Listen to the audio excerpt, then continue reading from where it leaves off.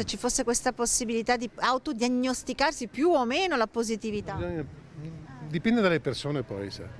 Non credo che sia una cosa che si possa generalizzare così. Beh, perché no?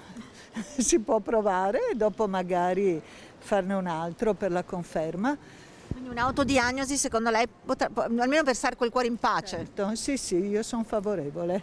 Se validato è molto molto interessante. E io lo trovo utile, lo faccio sicuramente, se non Si risparmia tempo, cosa pensi? si risparmia tempo ed è una buona indicazione per vedere se si è negativi o positivi. Se ci fosse la possibilità di farlo e quindi evitare magari appunto di andare in giro senza saperlo a diffondere il virus, sicuramente sarebbe una cosa comoda. Se fosse una cosa fattibile penso che insomma sarebbe più utile a tutti e più veloce e quindi sarebbe più controllabile la situazione. Io dico vado fuori, questo qua si mette a gridare: no, tu non devi uscire!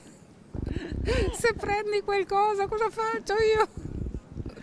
Quindi il test fai da te sarebbe perfetto allora. Sarebbe perfetto, ecco. Lei lo comprerebbe e farebbe il test? Assolutamente sì, secondo Perché? me è una cosa geniale, perché ti toglie problemi, pensieri, nel senso hai un dubbio e con il test fai da te lo togli, poi spero che la gente sia abbastanza saggia, che nel caso il test risulti positivo, insomma, chiami il dottore. Sì, lo comprerei soprattutto perché anziché mettersi fuori dall'ospedale, quindi rischio di potersi prendere il Covid ed essere maggiormente esposti, proverei quel fai da te.